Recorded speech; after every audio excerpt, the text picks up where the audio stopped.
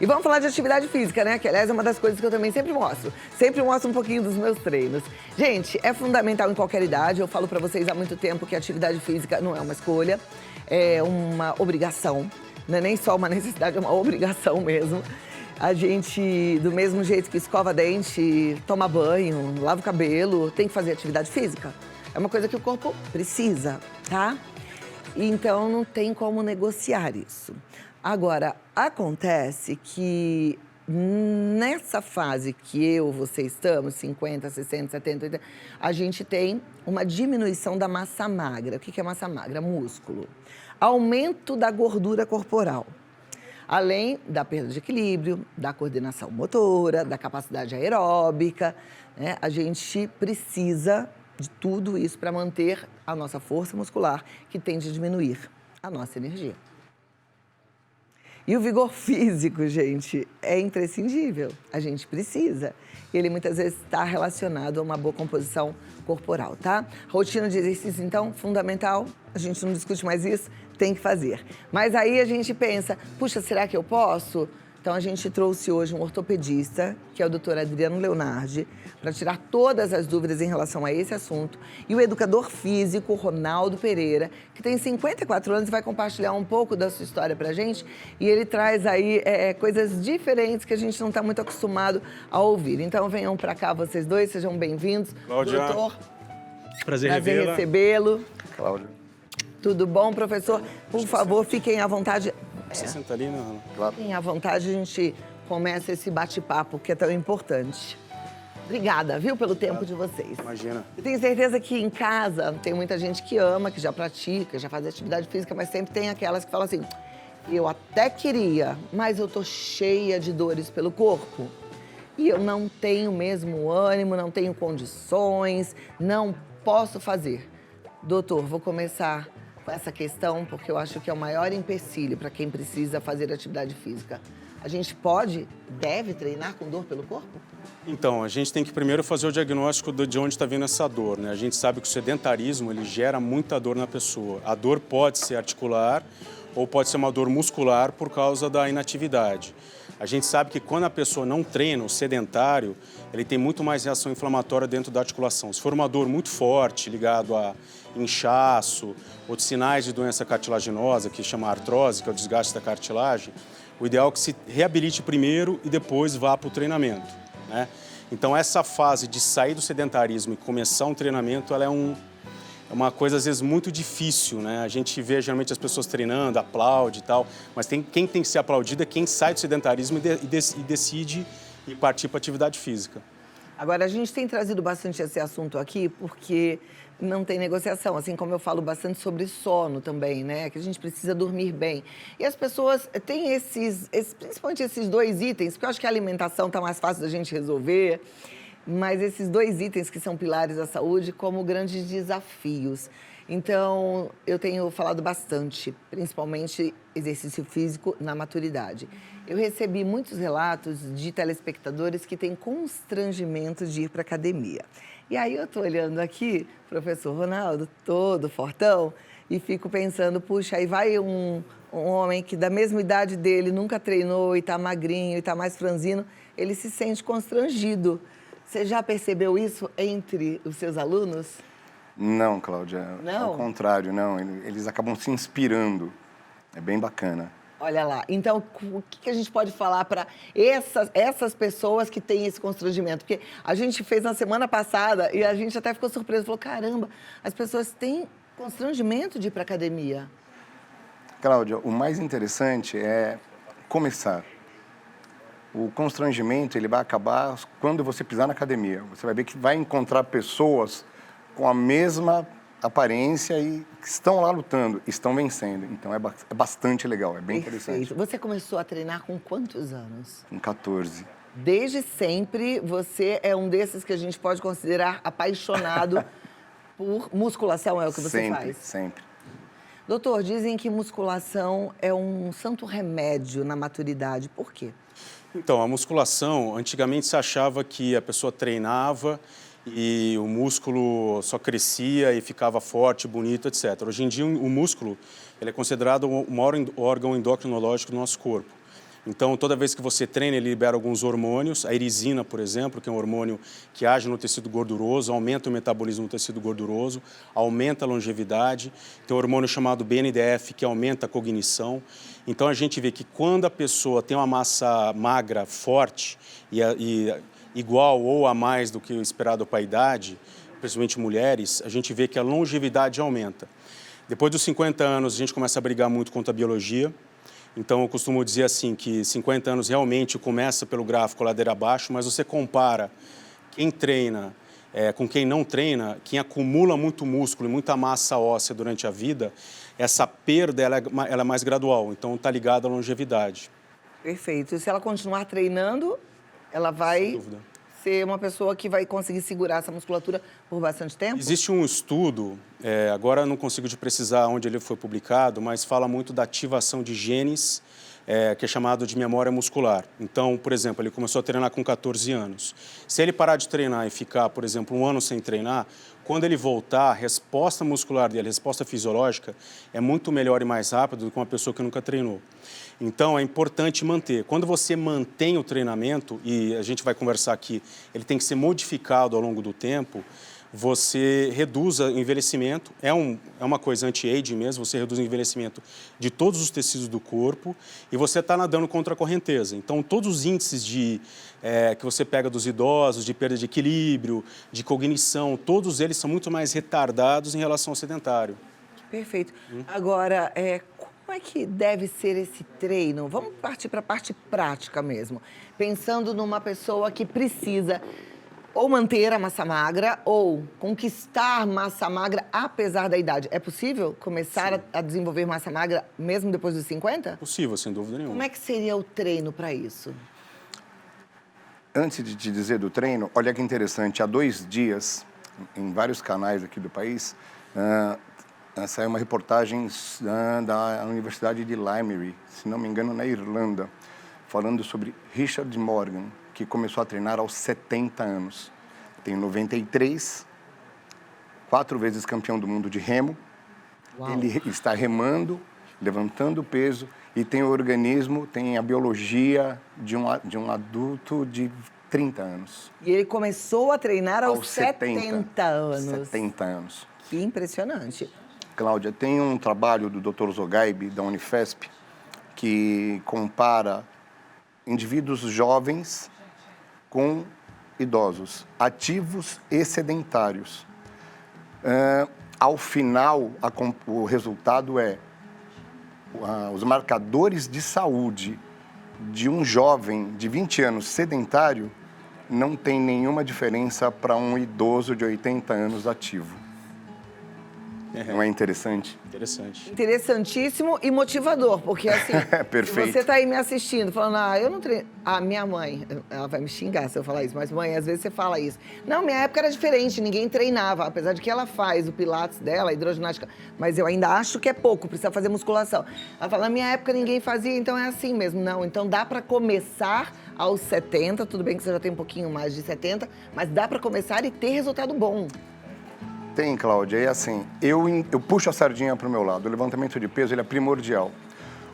Dos 50 aos 80 anos, existe uma perda estimada de massa muscular na casa dos 40%, com perda de força na casa de 1,5% ao ano. Então é relevante. Além disso, diminuição da visão, diminuição da audição, diminuição da resposta motora, porque morrem de 50 a 100 mil neurônios por dia. E para as mulheres é ainda mais severo, porque aumenta a sintomatologia da menopausa, o risco de osteoporose e problemas cardíacos. Mas a boa notícia é, você começa a treinar. O treinamento, ele inclusive aumenta a sua produção de neurônios. Olha que impressionante, a gente fica longe aí das demências senis. Todos os marcadores de saúde que você apresentou na abertura, nível de glicose, nível de colesterol, composição corporal, diminuição da gordura corporal, tudo isso melhora. E ainda, como o doutor Adriano bem colocou, os marcadores anti-age, eles funcionam todos, então você rejuvenesce, é impressionante. Que maravilha. Doutor Adriano, você comentou que é importante fazer um treino que ele vai sendo modificado com o passar do tempo. Como é que é essa modificação de forma prática?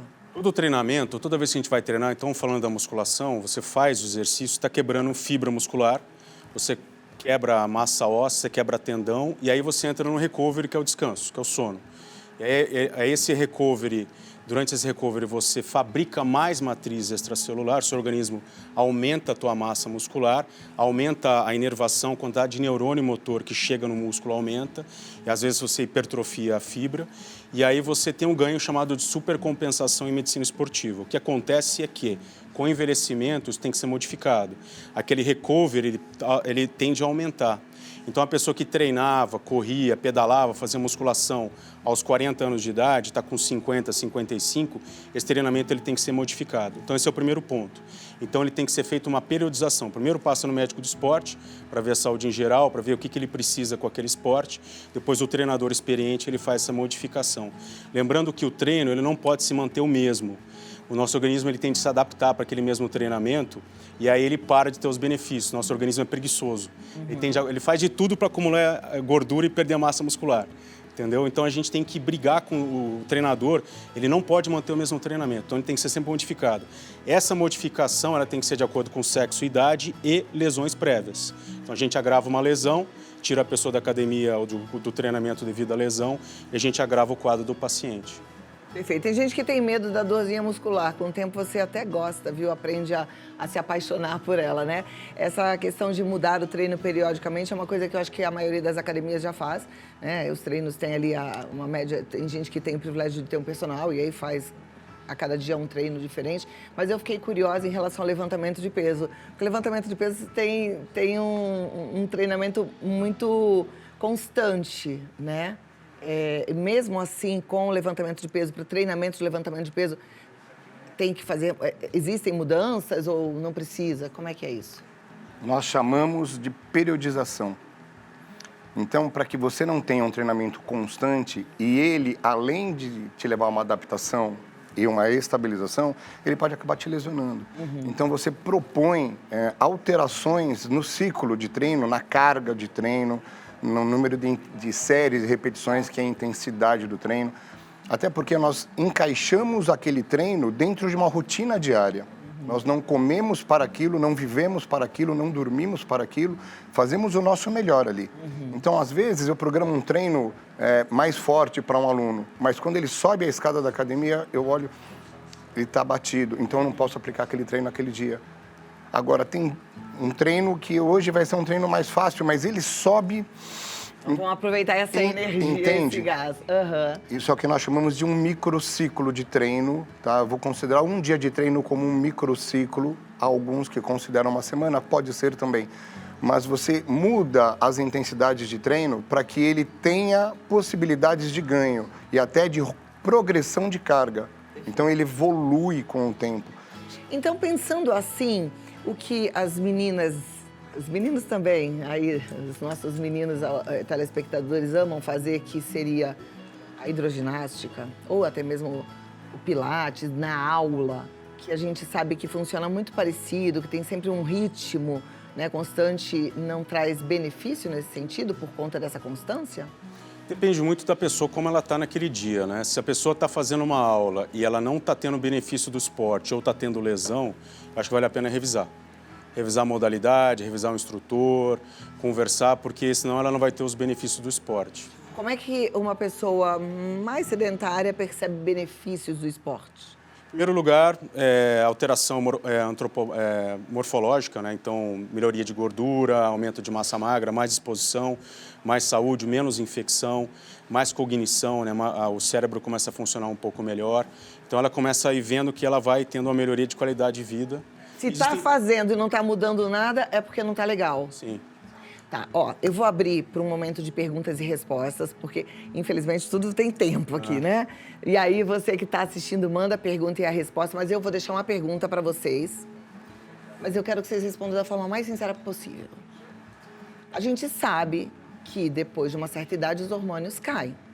A reposição hormonal, ela é permitida para muita gente. Muitos ginecologistas vêm para cá já falando que a gente tem hoje um novo paradigma, que as mulheres deveriam voltar aos seus médicos, né? Que a exclusão mais forte seria o câncer de mama para mulheres que tiveram ou estão com câncer de mama, mas que mais devem fazer a reposição hormonal, porque tem até alguns benefícios. Em relação a ganho na academia, por exemplo, esse senhor que você falou pra gente, que começou a treinar aos 70 e que foi campeão, sei lá quantas vezes, e hoje está com 90, eu fico pensando, o que ele tomou? Você me responde já, tá bom? Então, estamos falando sobre exercício físico a partir dos 50 anos, onde a gente normalmente já entra na menopausa, os homens também já começam o processo de envelhecimento, já também muitos entrando na andropausa, e a gente, consequentemente, tem perda de massa magra, além de outras perdas também, né? Porque a gente também tem uma perda na densidade dos ossos, aí vem o risco de osteopenia, osteoporose. E eu deixei a pergunta aqui no ar. Essa turma que a gente vê que não envelhece nunca, tipo esse meu amigo, eu não vou perguntar a sua idade, a não ser que você queira falar. 54. Olha lá, 54 anos, todo sarado. Não parece 54, né? Obrigado. Toma alguma coisa? Como é que faz para ficar jovem assim, com musculatura boa, por tantos anos? Doutor, responde, depois você responde. Então, a questão que você chegou a falar de suplementação hormonal, isso é uma coisa controversa e saiu uma portaria do Conselho Federal de Medicina, se não me engano, em outubro do ano passado, no qual é proibido pelo médico, é vedado ao médico, prescrever para fins estéticos, tá? Algumas pessoas precisam, tá? O que a gente sabe hoje da ciência é que, falando da testosterona do homem, quando você se mantém ativo e você treina principalmente membros inferiores, que o homem não gosta de treinar, você mantém os níveis de testosterona mais altos, então não precisa suplementar. Tá? A questão da menopausa e da queda abrupta do estrógeno, quando é necessário, suplementa. Agora a questão aqui é o seguinte, quando precisa suplementar, precisa, só que tem que ser feito por um profissional da área, um endócrino. Tá? Um endócrino consciente, um endócrino ético. Hoje em dia tem tido muita prescrição da suplementação hormonal e muita gente tendo sequelas e às vezes graves. Eu, por exemplo, tenho um paciente de 24 anos que tomou para fins estéticos, teve um AVC, um derrame cerebral e hoje, com 24 anos de idade, toma medicação para deixar o sangue afinado, para não voltar a ter o AVC. Então, tem sequelas graves, sim, que não aparecem na rede social. Só aparece na rede social quem está aparecendo bonitão lá. Até é interessante você falar isso e falar de rede social, porque essa prescrição assim, exacerbada tem muito a ver com o resultado que o médico também quer mostrar, né? Do antes e depois. Então, tomar cuidado com fins estéticos. Quem toma, quem suplementa, quem faz uso de anabolizante, ele tem que saber que o corpo não é dele, é um corpo emprestado. E quando ele parar de tomar, a depressão que vai gerar na cabeça dessa pessoa é muito grande. Não vale a pena tomar por causa dos problemas que podem levar a sequelas que a gente pode ter, colesterol alto, doenças do fígado, desenvolvimento de câncer, uma série de doenças aí gravíssimas que não são faladas. A maioria dos médicos que prescrevem, infelizmente acaba acontecendo, são indivíduos mal preparados para isso daí. A gente sabe que o treinamento é suficiente, a pessoa consegue manter aquele turnover de massa muscular, de testosterona, e se realmente algum dia precisar, que procure alguém que saiba fazer. Perfeito. Né, professor? Professor, sua opinião. Esquece que o doutor Adriano falou alguma coisa e fala o que você pensa. Eu sou muito favorável ao que ele falou. Veja bem, quando a gente fala em performance, você tem que considerar algumas coisas. Entre elas, a multidisciplinaridade da equipe que trabalha com você. Então, quando a gente fala, por exemplo, em reposição hormonal, antes do hormônio em si, mesmo para as pessoas que precisam, se você passar com um nutricionista, ele vai tratar com você sobre uma série de suplementos chamados adaptógenos, que elas promovem a autorregulação do teu metabolismo, porque elas estimulam o hipotálamo a produzir o estrógeno e, por exemplo, a testosterona. Suplementos como a maca peruana, o ginseng, o tríbulos, o gengibre. Então, ele vai te levar aquilo. A pessoa está começando e está baixo. Ela começa o treino, ela começa a produção natural, vai melhorar. Ela começa com uma alimentação mais interessante, tem um estímulo, e se ao final de um período todo ela ainda não estiver dentro de uma faixa normal, ainda que dentro da referência, aí o endócrino precisa ser procurado para que isso aconteça. Mas é um processo, Cláudia. Como eu te falei, eu treino há 40 anos, desde os 14 anos. Eu tive a época áurea, treinei na minha adolescência toda. Com 17 anos, explodia o pico da testosterona e você treinando. Então eu venho trazendo esse background até agora. Eu não parei. E eu treino hoje 6 vezes por semana, 1h30 por dia, fora o cardio. Perfeito. Então eu pago um preço para isso. É toda uma nutrição, piso na bola com a dieta, todo mundo pisa mais uma vez, 2 na semana. O restante está ali. Você se sente bem, tem uma descarga de beta-endorfina, você sabe disso, você treina. Você não se sente bem quando você faz um treino? Aliás, cumprimente, você tem um treinador? Tenho. Cumprimente, porque você está ótima. Obrigada. Mas aquela sensação de prazer no pós-treino, a liberação da beta-endorfina, da dopamina, isso nos preenche. Então, você se cuida mais, você tem prazer. Você paga o preço, mas você não carrega um peso por isso. Maravilha. Bom, deixa eu passar para as perguntas. Eu tenho, se não chegar a pergunta que eu estou na mente para fazer para o doutor Adriano, eu faço já, relacionada à menopausa, tá? A Gláucia diz assim, sempre tive vontade de fazer crossfit por conta da correria com filhos e netos, nunca consegui. Agora, com 50 anos, seria o ideal ou seria melhor começar com algo mais calmo? Então, sempre tem que começar de maneira mais devagar, né? A pessoa tem que fazer alguma coisa que cause prazer. Se ela gostar de musculação, se ela gostar de uma calistenia, se ela gostar de um pilates, ela tem que fazer alguma coisa que cause prazer, mas nunca partir do zero para alguma coisa de muito volume. Mas quando começa no crossfit, começa mais levinho também, Sempre, né? Não começa sempre. já, tipo, Na pegando o musculação peso também. forte, Na não é? musculação também. Como ela tá falando de crossfit, eu fiz um pouquinho para conhecer, não é a modalidade que eu gosto de musculação, mas eu vejo que tem gente que se apaixona e se encontra no crossfit, né? De repente ela tem tanta vontade. Eu visitei alguns boxes que eu estou fazendo um estudo científico com o CrossFit e eles têm uma forma de começar, de ensinar como agachar, de como começar a levantar o objeto. Eles têm uma adaptabilidade disso, óbvio. Pessoas que estudam, que são conscientes, né, os treinadores conscientes. Existe essa pedagogia, eles têm esse cuidado. O CrossFit no começo tinha muita lesão relacionada. Hoje nós não ouvimos falar tanto disso. Houve uma adaptação, tá bem bacana o CrossFit. Legal. E Gláucia, meus parabéns, porque é isso, é o que eu falo. A gente tem que entender que agora a fase é realmente muito boa pra gente. Você, como eu, não tem mais a correria, né? Meus filhos estão casados, cada um num lugar. Sobra tempo pra eu me olhar, pra eu me cuidar, pra eu me amar. E aí eu tenho que fazer isso. E eu quero viver muito, quero ter longevidade, então a gente tem que investir na gente. A calistenia, que eu acho só a coisa mais linda do mundo, mas essa daí eu acho que nem se eu tentasse, doutor. Consegue sim. Vai devagarzinho. Acho impossível. Vocês sabem o que é calistenia? Que negócio que fica pendurado na barra. É um negócio fora do comum. Bota aí na internet que vocês vão descobrir. É incrível. Mas vamos lá para a próxima pergunta. Obrigada, Gláucia. Silvia, é possível ter músculos a partir dos 50 anos? Ops, eu tenho 53, eu tenho. E na perna eu tenho até um pouco mais, porque eu quase não treino muito braço, porque eu já sou um pouco braçuda. Mas claro que é possível, né? Mas pra quem não tem nenhum? É possível. Agora, tem duas coisas que são distintas aqui. Uma coisa é massa muscular, outra coisa é força. Parece que é a mesma coisa. Força é ativação neural. É o seu cérebro dando estímulo e chegando na placa motora e a quantidade de neurônio ativando fibras musculares. Isso é força. Mas a pessoa é forte e ela não tem tanta massa muscular.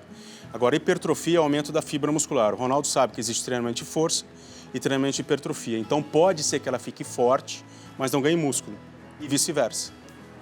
E como é que faz pra ganhar músculo? Porque então o importante é ganhar músculo, ou ficar forte? Ganhar músculo. Ganhar músculo. Ganhar Como é que músculo. faz pra ganhar músculo com 50 anos acima? Tem que levantar peso. Tem que se expor a um treinamento. Talvez, nesse princípio, eu não goste tanto. Mas eu prefiro a hidroginástica, eu prefiro o pilates. Mas se não houver uma entrega dentro de uma sala de musculação, não vai haver ganho de massa muscular. É preciso levar a sério, Cláudia. Eu faço umas lives de vez em quando, depois do meu treino, quando eu tô fazendo só a parte do cardio, e as pessoas perguntam, você treina pesado? Sim, não tem como não treinar pesado, não existe não treinar pesado, porque é a mesma coisa do que não treinar, né? Exatamente. Se for pra lá pra não sentir, Exatamente. e tem gente que tem medo da dorzinha do dia seguinte. Meus professores sempre falaram, né? Porque eu já tive alguns ao longo da vida. Se não sentir dor é porque não tá legal, a gente tem que mudar o treino. Aquela que não é dor, né? Muscular, é aquela sim. dorzinha muscular gostosinha. Muscular, sim.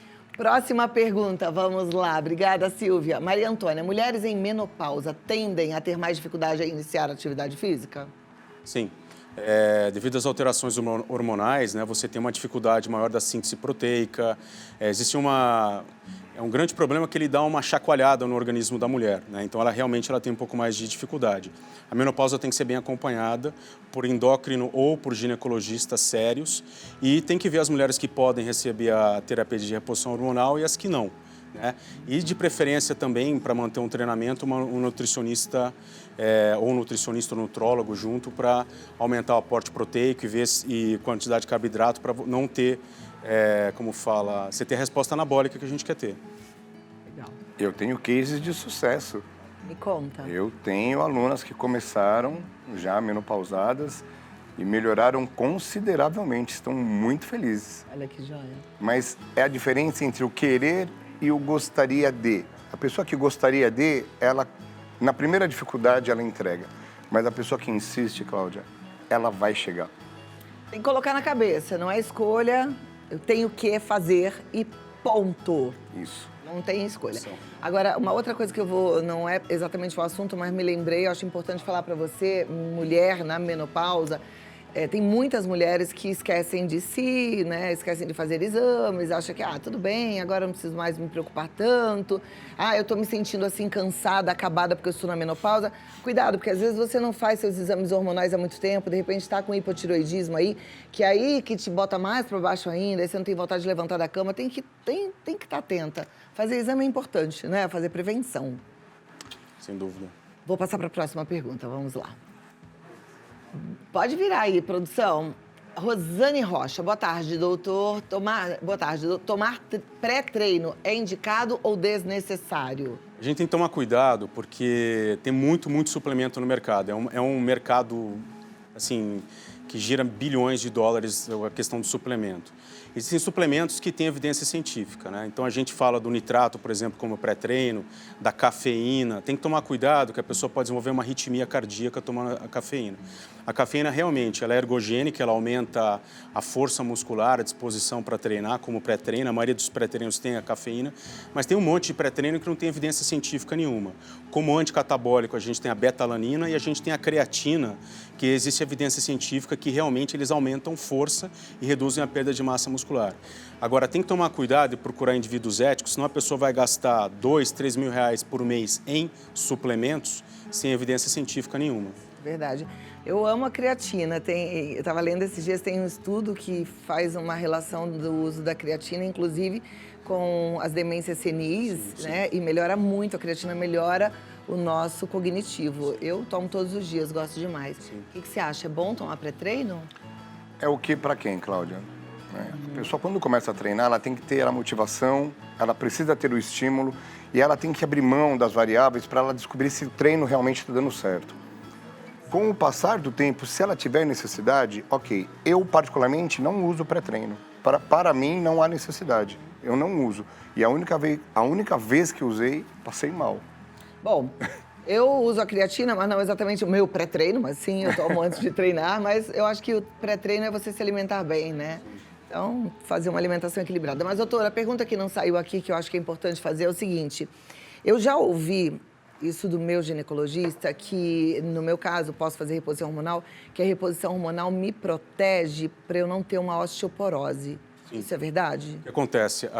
Quando a mulher entra na menopausa, cai o hormônio chamado estrógeno, ele cai. O estrógeno, ele age no nosso osso, ele tem um fator protetivo. Ele induz uma célula chamada osteoblasto a produzir matriz extracelular. Quando ele cai, o osteoblasto para de ser estimulado e entra o osteoclasto que reabsorve. Então, a queda do estrógeno está muito ligado à aceleração da osteopenia e osteoporose. Agora, uma coisa importante em mulheres é o seguinte, a mulher costuma acumular massa óssea até os 18, depois começa a perder. Quando você faz exercício de força, exercício fora da água, ele tem um efeito osteoanabólico. Então, ele machuca a matriz óssea e o seu organismo joga mais cálcio lá dentro, desde que o PTH e a vitamina D estejam ok. Se a pessoa não treina, ela entra em osteopenia, fora os fatores de risco, mulher branca, caucasiana. Acho que a última vez a gente conversou sobre isso. Uso de corticoide, pessoa muito magra, que não treina, não faz atividade física, ela vai entrando na osteopenia e na osteoporose e você tem as consequências da doença. São terríveis. As consequências são ruins, né? Mas assim, como a gente ouve muita gente falar, eu tô com osteopenia, eu tô com osteoporose, a gente não vê. a consequência, porque ela acontece lá na frente, né? Sim. As pessoas acabam sendo desleixadas em relação a elas. Tem que fazer densitometria óssea, eu peço para indivíduos de qualquer idade. Eu tenho pego osteopenia em indivíduos muito jovens, inclusive homens, hoje em dia. E ela é uma doença, saiu um estudo há mais ou menos uns 2 anos atrás, uma revisão sistemática da literatura. Ela causa, quando um indivíduo cai e quebra quadril, por exemplo, uma fratura de quadril no idoso, ela leva a 50% de mortalidade e quem não morre tem uma perda de 90% de independência. Então é um problema sério de pensar. E pensando assim, na pirâmide populacional, que antigamente a base era larga, cheia de jovens e poucos idosos, ela está invertendo. Então vai ser um problema comum lá na frente. Então a gente vai ter que saber reverter osteopenia e osteoporose, senão o sistema público não aguenta. Uau. Né? Aí dá outra pauta. Amei recebê-los. Muito obrigada. Obrigado. E, eu queria conversar mais, mas não dá, o tempo acabou. Só uma última perguntinha rápida. Tem que treinar todo dia ou pode ser um dia sim, um dia não, 3 vezes por semana, 2 vezes por semana? Cláudia, é o seguinte, você repetir o esforço muscular é importantíssimo. O corpo recebe melhor a repetição do estímulo do que você bombear o músculo uma vez na semana e depois só na outra semana. Então, há musculaturas que se recuperam mais rapidamente. Panturrilha, porque te leva para todo canto, antebraço, que você usa para tudo, o abdômen, que é um músculo respiratório. Então, você treina perna 2 vezes, mas panturrilha você treina 3. O abdômen você treina 4 vezes na semana. Exercício físico tem que fazer todo dia? Todo dia. Doutor Adriano Leonardi é ortopedista, é um médico do esporte, é um médico excelente, estudioso, está lá no dr.adriano Leonardi. Inscreva-se no canal dr.leandro Leonardi e tem o site também. Ronaldo Pereira Silva é educador físico e ele está no treinador _Ronaldo Pereira, especialista em fisiologia do exercício, treinamento esportivo e biomecânica. Muito obrigada, amei recebê-los e até a próxima, viu? Obrigada. Tchau, Cláudia, até a próxima. Tchau, obrigada.